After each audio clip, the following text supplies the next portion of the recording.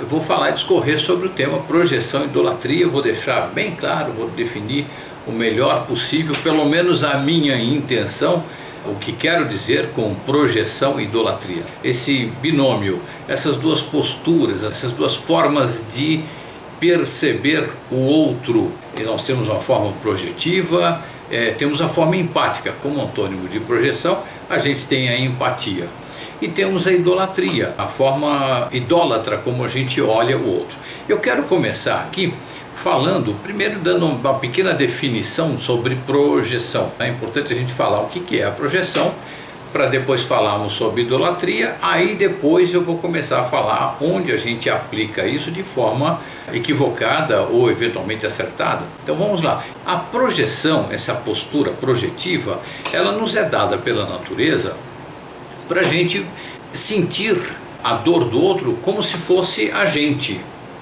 Então de repente eu estou lá no bando de 50, que é o nosso original de fábrica, aquele bando que circula, né, de 50 pessoas, aí tem alguém que machucou e eu vejo que o osso está meio exposto ou tem um hematoma muito grande. Eu tenho que ter uma sensação projetiva, eu tenho que sentir aquilo ali como se fosse comigo. Eu tenho que sentir que dor que eu sentiria se estivesse no lugar da pessoa que está machucada. A natureza nos dota dessa característica, dessa habilidade, para que a gente possa ajudar um ao outro. Muitas outras espécies também têm essa característica. A espécie humana, que é uma espécie relacional, outras também o são, sendo uma espécie relacional, ela precisa muito sim da projeção. Ou seja, eu olho para você e meço como você está se sentindo por aquilo que eu observo em você parecido comigo. Então se você tem um hematoma e você está reclamando de dor, aquela dor ela tem que doer um tanto em mim. E quem faz isso é a projeção. Eu me projeto em você. Você não tá com tanta dor. Aí eu sou, mesmo assim, sou projetivo. Você tem um sangramento no braço, alguma coisa, um arranhão, qualquer coisa, eu sinto como se fosse em mim. Para você nem está doendo tanto. Ou sinto como se fosse em mim, quando me arranho no braço não dói tanto. Mas para você pode estar doendo demais. O importante é que eu tenha que um tanto sentir como se fosse em mim, para que eu vá lá te socorrer. Somos uma espécie relacional, colaboracionista. É a nossa vocação, entre aspas, né? Nossa vocação biológica. A gente precisa colaborar um com o outro. Eu não vivo sem você e você não vive sem mim. É bem isso aí que a gente é como espécie. Então isto é a projeção.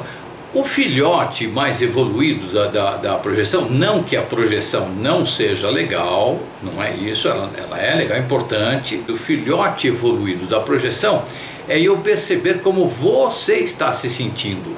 Aí eu tenho que esquecer de mim, eu me anulo naquela hora, eu paro de pensar em mim, na hora de colocar minha percepção em ação, eu olho para você e começo a observar o seu jeito, a sua respiração, o seu modo de agir, perceber como você está se sentindo. Eu costumo, quando falo disso, dar aquele exemplo, né? Muitas vezes a gente está com muito frio e o outro está lá sem nada, está de camiseta.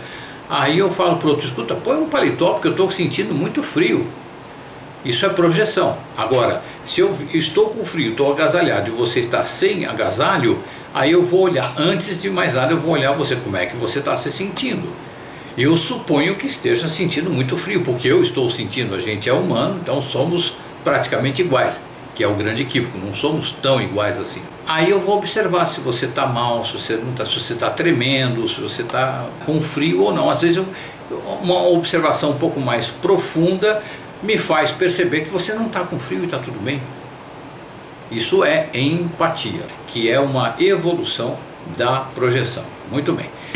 Nós somos, eu diria hoje, às custas da repressão social a qual a gente está sujeito, nós somos essencialmente projetivos. Na essência do nosso ego está lá o impulso, o comando para que a gente seja projetivo um com o outro. Então todo mundo tem que agir de um determinado jeito, todo mundo tem que pensar de um determinado jeito, porque todo mundo afinal é igual a todo mundo. Ora, Isso interessa a quem? Não interessa a ninguém que não queira ter um poder sobre o coletivo. Então a pessoa que tem o poder sobre o coletivo, ela quer que você pense como todo mundo, sinta como todo mundo, porque fica muito mais fácil comandar o andar do gado, do grande gado que hoje conforma a humanidade, né? Com um berrante, um sinalzinho de música que já está condicionado, que quer dizer isto ou aquilo, o gado vai para cá, vai para cá. Então tem o hino nacional, a gente lembra de futebol. Antigamente lembrava da pátria, dos valores morais da pátria, das riquezas da pátria, da preservação, da idoneidade e soberania da pátria, né? Hoje o nacional lembra o Ayrton Senna balançando a bandeira brasileira quando tinha uma vitória, que não é ruim, mas quando houve o hino nacional e lembra da bandeira na mão do Ayrton Senna, e é só isso, aí há uma distorção. Então, hino nacional, quando vai começar um jogo de futebol, ou quando há uma comemoração esportiva, hoje o hino nacional está mais associado ao esporte. Todo mundo está condicionado a achar que todo mundo está curtindo e vendo da mesma forma, e de fato está. E aí vem a projeção, poxa, se chegou a hora da Copa do Mundo, todo mundo torcendo pelo Brasil, quem não torce a gente se sente até meio deslocado, eu não estou torcendo, nossa, que estranho, né? Estou fora do bando, será que eu sou normal? Será que eu tô insano porque eu não estou sentindo nada por esse campeonato, por essa comoção social? Existe uma imposição para que todo mundo sinta a mesma coisa, que todo mundo sinta igual. A presunção, o preconceito é Copa do Mundo, logo todo mundo vai torcer pelo Brasil, vai assistir os jogos, vai acompanhar e tal. Isto é uma projeção, não é um fato, necessariamente um fato. É presumível, não é certo, é presumível que a maioria das pessoas esteja diante da televisão lá, torcendo, mas isso não é necessariamente comum. E quem não está fazendo isso, não está triste, o fulano está deprimido, o Brasil está jogando, ele está lá no quarto, está lendo, ele deve estar deprimido, isso é uma projeção, porque se ele estivesse no quarto lendo, ele só estaria fazendo isso na hora do jogo do Brasil, se ele estivesse deprimido. Então isto é projeção, é você medir o que o outro está sentindo pelo que você sentiria no lugar dele. E empatia é você olhar o outro e perceber como ele está se sentindo. Muito bem, com isso eu falo sobre projeção. Agora vamos falar sobre idolatria.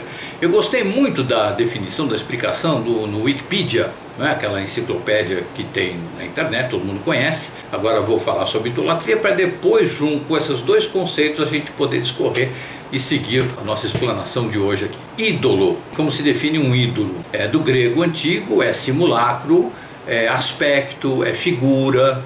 Que ídolo então quer dizer? É originalmente um objeto de adoração que representa materialmente uma entidade espiritual ou divina e frequentemente é associado a este ídolo poderes sobrenaturais ou a propriedade de permitir uma comunicação entre os mortais e o outro mundo. A idolatria é, portanto, a prática de adoração a ídolos. Então a idolatria é a prática de adoração a ídolos.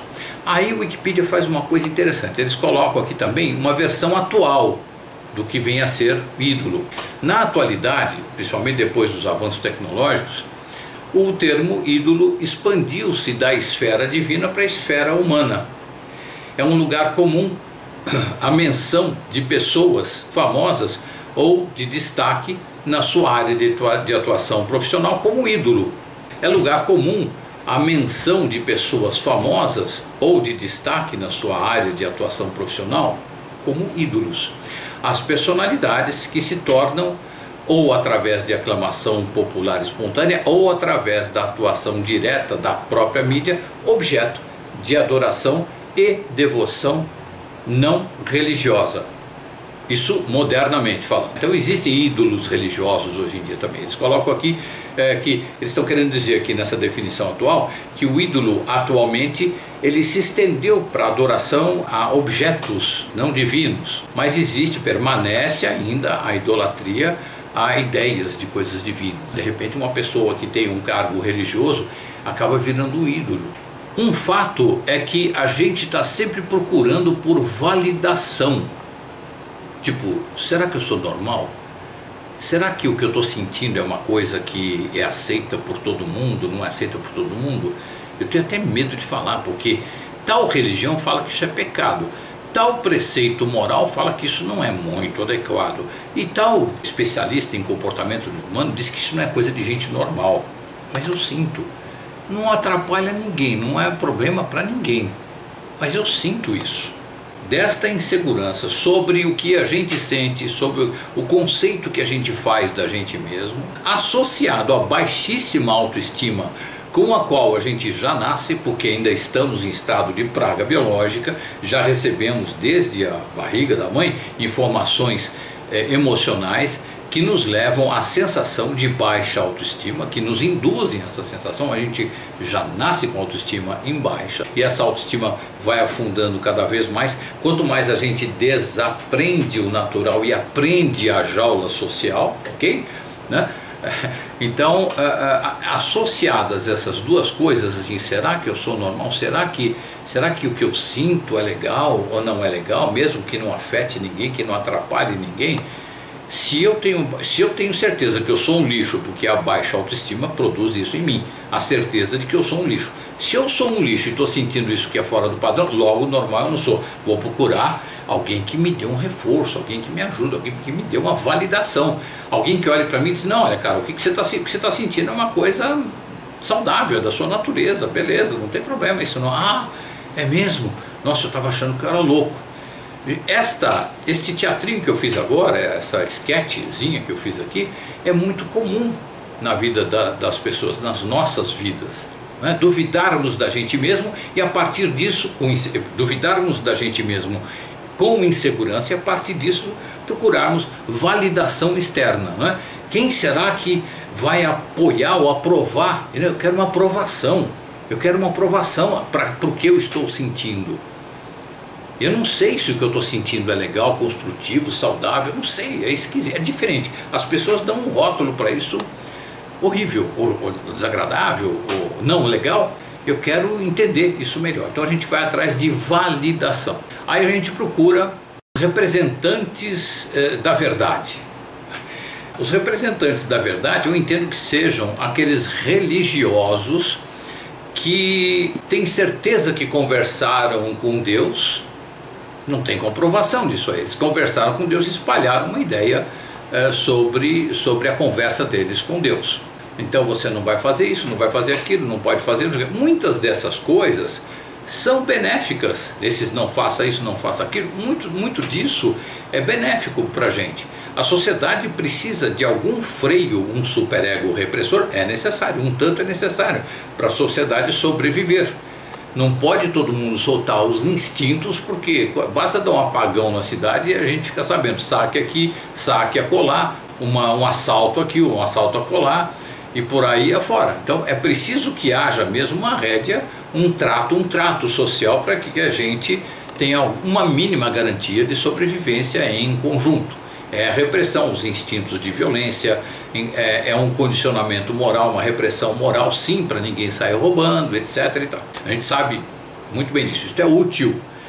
Ótimo que a nossa sociedade tenha feito isto até agora, muito bom. Agora está longe de estar terminado o projeto sociedade. Então é por isso que eu estou falando sobre esse assunto aqui hoje, com a gente aqui, falando para nós. Então a gente acaba procurando pessoas que a gente sente, o que a sociedade toda aclama como pessoas que conversaram com Deus, ou pessoas que atingiram uma verdade. Pode ser um filósofo, foi alguém que refletiu muito sobre a vida, que articula muito bem falando sobre a vida, uma pessoa que passa muita confiança quando fala, que passa muita segurança, que é uma coisa que a pessoa está sem, ela está sem segurança. Ela está em dúvida sobre ela mesma. Então ela vê o outro falando com segurança, só a segurança que o outro tem é o que ela quer ter, é a segurança. Aí o outro fala, diz um monte de normas, a pessoa, então são essas normas. Não, não é a norma, é a segurança que a pessoa tem. Para aquela pessoa, aquelas normas até este momento, aquelas normas serviram para lhe dar alguma segurança. Eu preciso entender, não é por normas, eu preciso entender o que é natural, o que é meu, o que não é meu. Só que a sociedade distorce. Uma boa parte das normas e regras são úteis, são necessárias para o nosso convívio. Mas uma boa parte é para fazer com que a gente fique cativo, escravo, fraco, carente. Por exemplo, o controle excessivo sobre a vida sexual das pessoas, está aí, trava a libido. A libido fica na mão da igreja, fica na mão do filósofo, fica na mão de quem quer que seja, da mídia, do poder financeiro, etc. e tal. Não pode, a sexualidade das pessoas não pode estar na mão de outra, tem que estar na mão da própria pessoa. Aí a sociedade diz assim, não pode ser lesivo, tudo bem, tem as leis, né? Então precisa seguir as leis, mas seguindo as leis sobra muito espaço para exercer uma sexualidade, por exemplo, saudável. Mas aí tem o que? Não é lei, mas são preceitos morais. Tal coisa é feio fazer porque a igreja falou, porque a moral repressiva disse. Isso é do excesso de superego repressor, isso é aquilo que não precisa. Mas é interessante para o dono do poder ter te impor aquele excesso, porque você fica fraco, faminto, você fica carente, você fica doente. Você começa a reprimir a libido, começa a dar dor no corpo, começa a dar raiva guardada, que é depressão, você entra em depressão e você vai tomar remedinho para depressão, vai piorar. Não estou dizendo para não tomar remédio para depressão, porque não sou psiquiatra, não tenho nada que ver com a indústria farmacêutica e nem médica, não tenho autoridade para falar para tomar ou não tomar remédio. Estou dizendo que existe um impulso, um intuito do lado das pessoas que regem o nosso comportamento no nível social, de controlar, de enfraquecer você, de oferecer a você uma água com pH baixo que vai tornar o seu organismo ácido, portanto muito suscetível a doenças. Aí tem toda uma indústria para curar a sua doença, a indústria que cura doenças. Não tem uma indústria da saúde, até porque não seria uma indústria, seria uma orientação apenas. Muito bem, então com isso eu quero deixar claro que aquela parte, esta confusão, a sociedade me dá muito aval, me dá muita validação, até um certo ponto, mas tem umas coisas que eu sinto que são diferentes, que de repente representariam a minha criatividade existencial, eu ser de uma forma diferente, de uma forma que me torne mais saudável. Quem é a si próprio é mais saudável, não tem discussão com isso. Mas aí a sociedade vai e condena isso, porque ela não quer todo mundo livre. Então aí a gente acaba voltando, a gente acaba procurando a validação através desses mitos, dessas autoridades, entre aspas, que nos explicam, que nos passam segurança e dizem, não, mas é assim que você faz, porque é assim, papapá, papapá. Aí você faz tudo aquilo que ele mandou, você faz exatamente como o padre, como o pastor, como o pai de santo, como não sei quem. Eu estou dizendo que essas categorias, essas feitas com mau caráter, com má intenção, com intenção de manipulação, que não são todos, aqueles que são manipuladores com má intenção. Você faz tudo direitinho, aí de repente isso não te faz feliz. E a grande chance é de não fazer mesmo, não te faz saudável. Vou trocar felicidade por saúde aqui, tá? Então isso você percebe que, poxa, eu estou fazendo tudo que falaram, mas eu não estou sentindo aquela convicção que ele sente. Meu Deus, é porque aquela convicção serve para ele. O resto, o rebanho todo que vai atrás, vai achando que está se sentindo bem, ou não está se sentindo bem, mas acha que não, um dia eu vou ser como ele. Não vai ser como ele, você vai ser como você. Aí você tem que procurar ser você, para você estar tão seguro quanto ele, isso sim. Um dia você pode atingir a mesma segurança ou muito maior que a dele.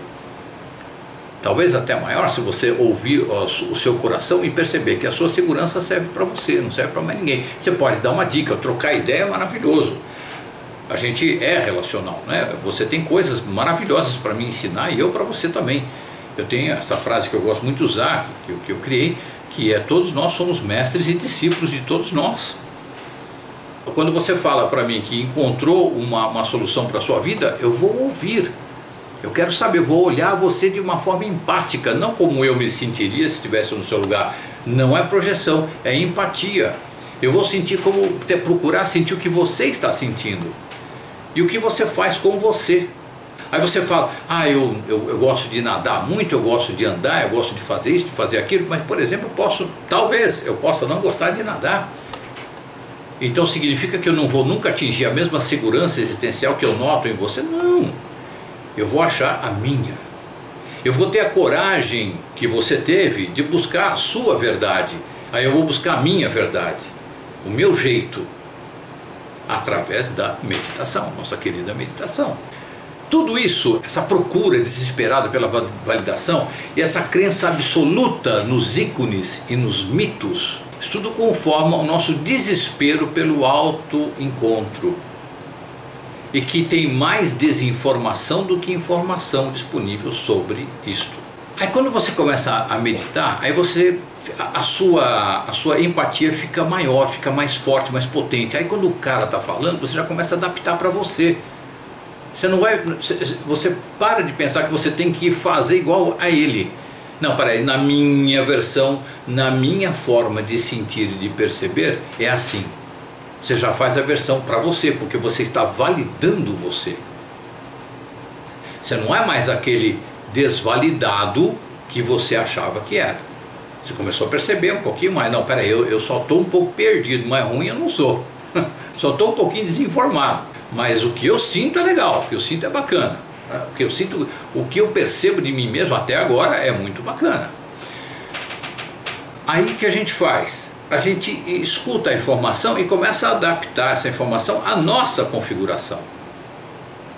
A minha vida, quem resolve sou eu, não é o orientador espiritual, psicológico, a mídia muito menos, nem o consenso social. O consenso social chega a ser uma baboseira para essa minúcia de comportamento humano, para essas minúcias, para essas sutilezas de comportamento humano, que são muito subjetivas, é caso a caso. Você é um. Então o que serve para você não necessariamente vai servir para mim. Pode servir a mesma coisa, mas não no mesmo tanto e não do mesmo jeito. E aí que tem que haver a adaptação. Tem que haver o respeito. Se você me deu uma dica, eu pego a sua dica, olha, eu aceitei a sua dica, eu vou praticar. Aí você encontra, mas você não está praticando, mas você está diferente do que eu estou fazendo. Não, mas é claro, porque eu sou diferente de você. Eu estou muito feliz, eu agradeço pela dica. Estou usando do meu jeito. E tem que ser do meu jeito. Você está totalmente feliz? O outro pergunta. Você está totalmente feliz? Totalmente, então você tem que fazer como eu faço. Não, eu tenho que fazer do meu jeito, eu tenho que encontrar melhor o meu jeito. Como você faz, não vai, como você vai serve para você, não serve para mim. Muito bem. Tudo isso, esse complexo todo da procura desesperada pela validação, a crença absoluta nos ícones e nos mitos, a instalação dos aprendizados adaptados à própria vida que a gente precisa fazer, ao invés de imitar fielmente o outro, tudo isso esconde o pavor que a gente tem de pensar por si próprio. E aí eu chego na raiz da questão, né? Essa insegurança toda, ela esconde o pavor, atrás dela está o pavor que eu tenho de pensar pela minha própria cabeça.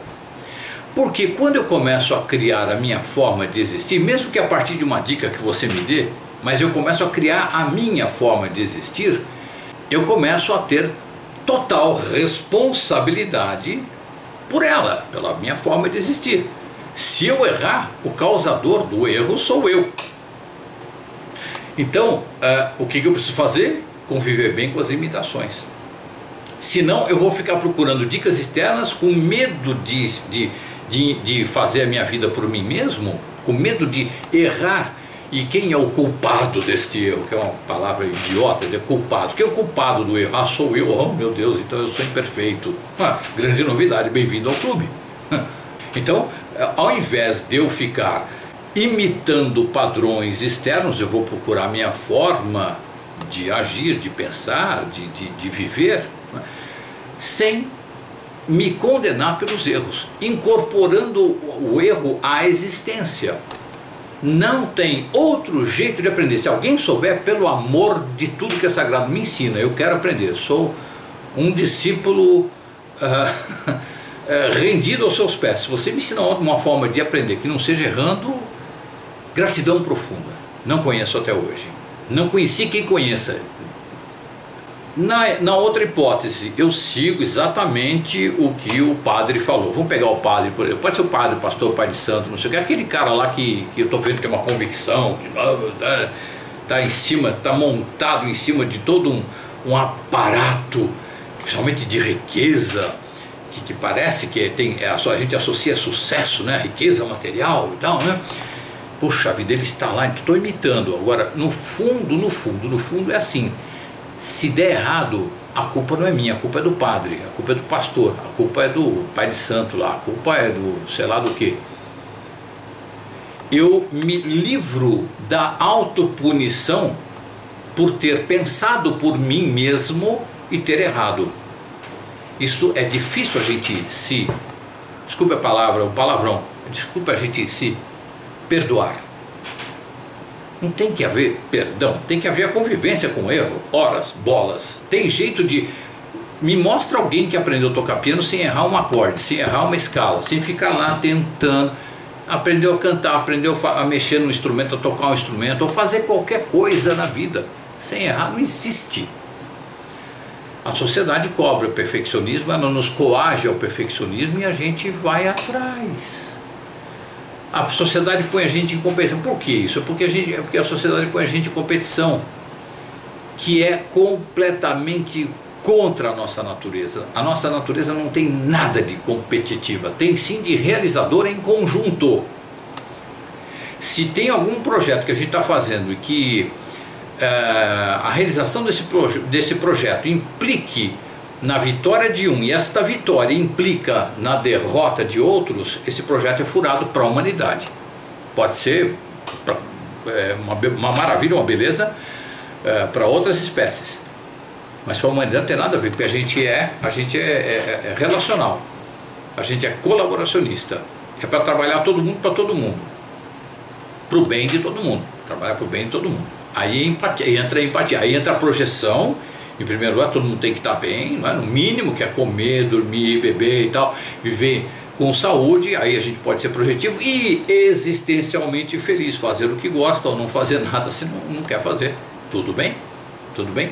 Haja vista o projeto Vênus que tem no YouTube. O autor desse projeto é um senhor já que está com 90 e muitos anos de idade, Jack Fresco. É muito legal, você entra no YouTube, digita lá o Projeto Vênus, você vai ver que ele é uma maravilha. Esse cara explica, ele tem uma visão da vivência, da experiência humana dentro da excelência biológica que eu nunca vi na minha vida. Aliás, foi aquilo lá, 10 anos atrás, que me fez pesquisar sobre o estado biológico da humanidade. E aí descobri com biólogos que a gente está em estado de praga biológica.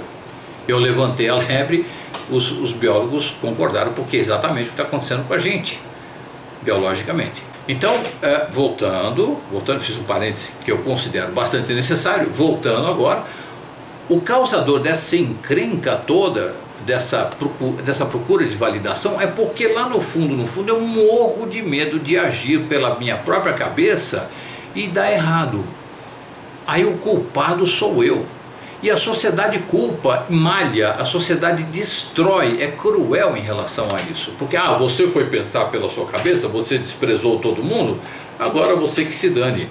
Se você quer ser recebido, pense como nós, faça como nós. O que é, no mínimo, burro. Meu Deus, se a pessoa vai pela cabeça dela, isto é um criador em ação.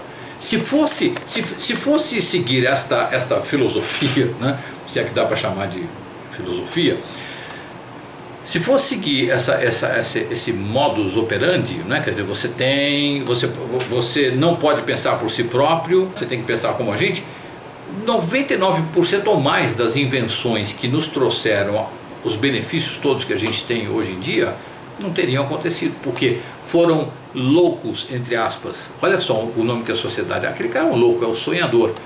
Gente, o sonhador é o que nos dá uma coisa legal no futuro.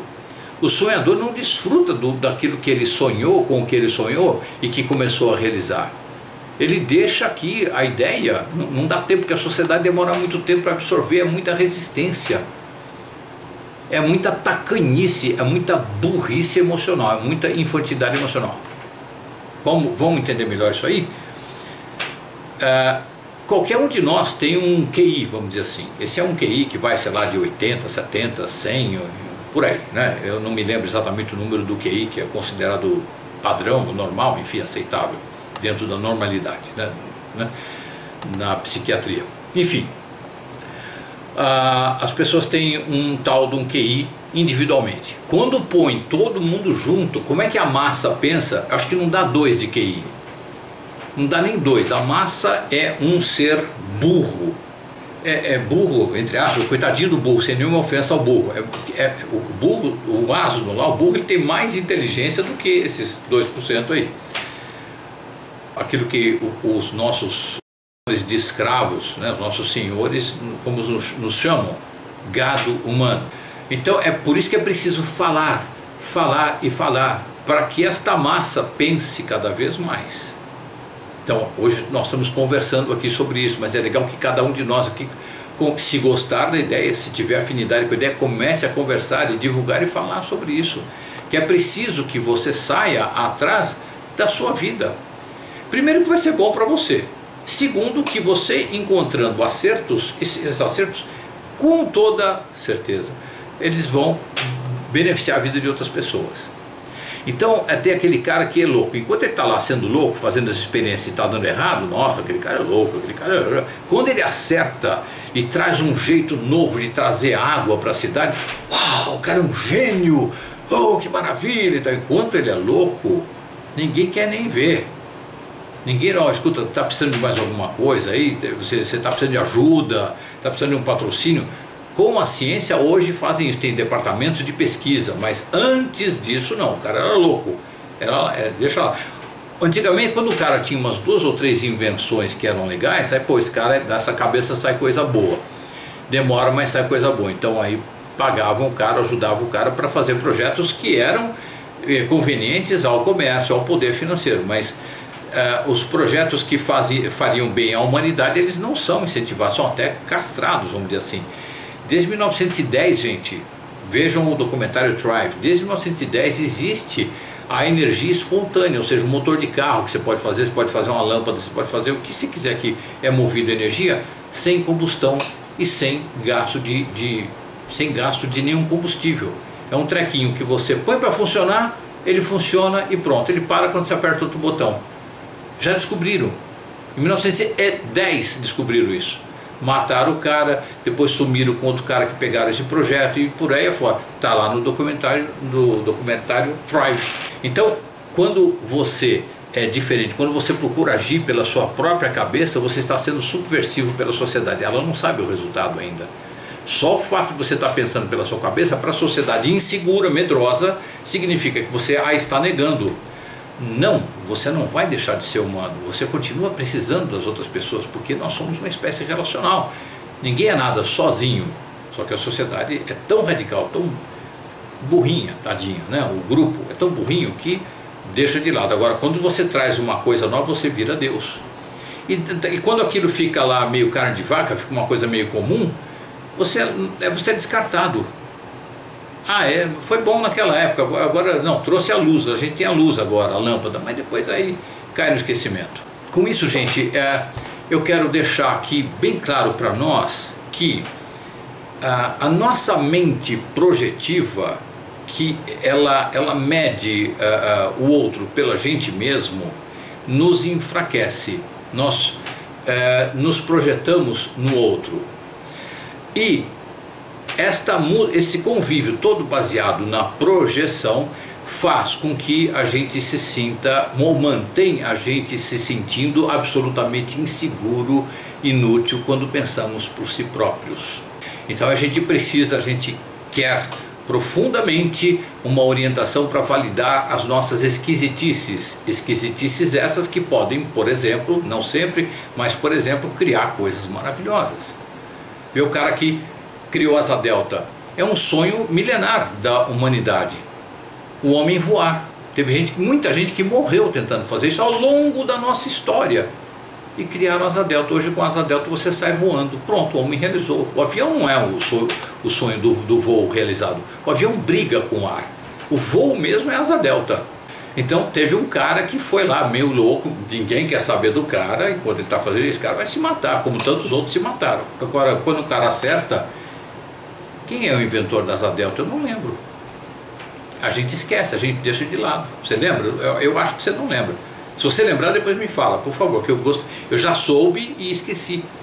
Que a gente não reverencia esses caras que trouxeram progressos muito bacanas e interessantes para a nossa vida. Então, com isso eu estou querendo dizer aqui, gente, primeiro, vamos trabalhar para a gente não ser projetivo, para a gente ser empático. E outro, vamos trabalhar para a gente começar a olhar para dentro e ver o que nós somos. A meditação ajuda muito nisso, mas também tem que ter uma coragem de botar a cara, errar e tudo bem. Se a gente recebe vaia, rejeição, tanto faz. Os caras de maior sucesso são aqueles que tiveram o ouvido surdo para vaia. Ele também não está muito preocupado com o aplauso, porque ele está preocupado com a coisa em si que ele está fazendo ali. Ele está focado no que ele está fazendo ali. A relação dele, o comprometimento, a relação é tão boa, tão agradável, tão gostosa, o prazer é tão grande, que ele não está ligando para isso. Haja vista Van Gogh, que pintou a vida toda não vendeu um quadro só para o irmão dele. O irmão dele, que meio de favor, comprou um quadro dele, coitado do Van Gogh, né? Um gênio da pintura. Não vou nem falar do valor financeiro da obra dele, que isso já é uma outra coisa. Mas é um gênio, um cara que fez na linguagem da pintura, ele fez esquina, ele mudou, mas focado no trabalho dele. Tinha problemas mentais.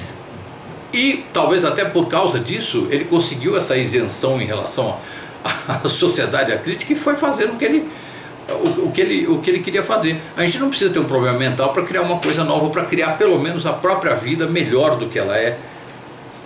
Como ela é melhor? Quanto mais a minha vida for representar, expressar o que eu sou, que é único, que é diferente do que você é, e por aí afora. Eu vou ler aqui para encerrar, eu vou ler um post que fala muito bem sobre projeção e idolatria. Ele faz parte aqui do meu livro, Somos Mais Interessantes do que Imaginamos, cujo segundo volume já está daqui a pouquinho saindo. Vamos lá então à leitura do Projeção e Idolatria.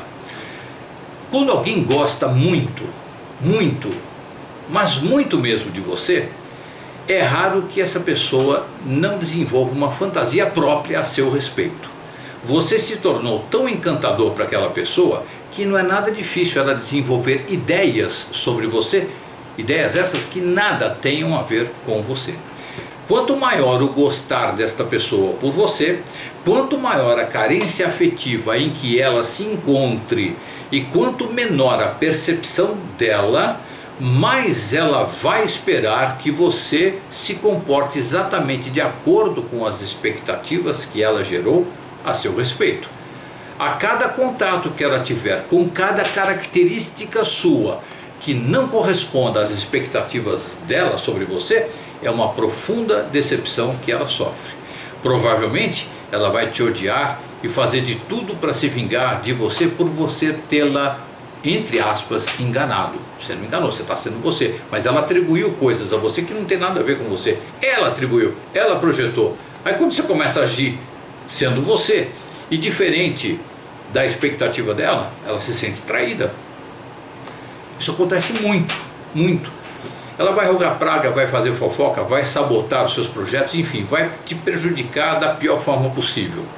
O fato é que ela, muitas vezes sem perceber, estará com raiva dela mesma por ter sido tão tola ao ponto de projetar em você coisas que ela precisa desesperadamente encontrar em alguém e não tem a menor percepção para enxergar quem ela é e quem não é esse alguém. Através de algum mecanismo doente, mas buscando saúde, ela te escolheu. Provavelmente inconscientemente ela te encontrou. Por alguma razão muito especial você foi escolhido. No fundo você foi escolhido para enviar suas boas energias para essa pessoa, que é o que a gente faz.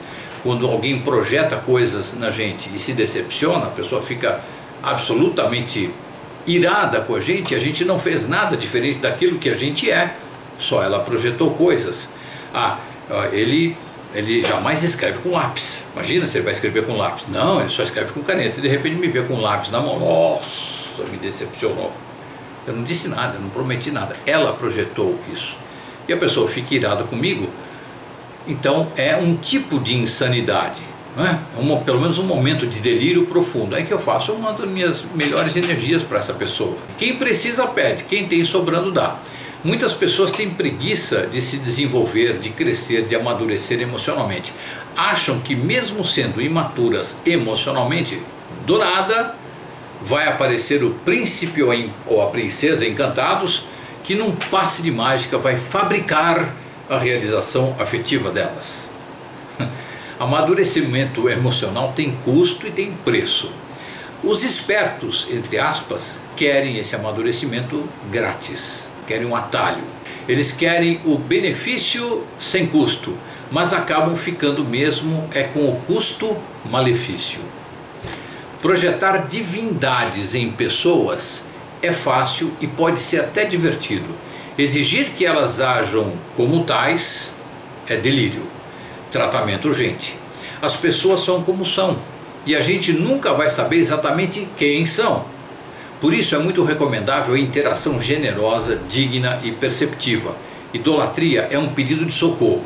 Quando alguém está te idolatrando, no fundo está pedindo socorro, porque ela quer uma validação, ela não tem segurança suficiente sobre ela mesma. Então ela está pedindo um socorro, então ela te idolatra para dar um jeitinho de você ajudar. É um pedido torto, né? A pessoa está pedindo uma coisa, mas está falando outra, né? Está pedindo um socorro e te chamando de ídolo. Socorra essa pessoa com boas energias, distância saudável e foco no afeto. Muito bem, minhas queridas e meus queridos, com isso eu encerro a explanação do nosso tema aqui.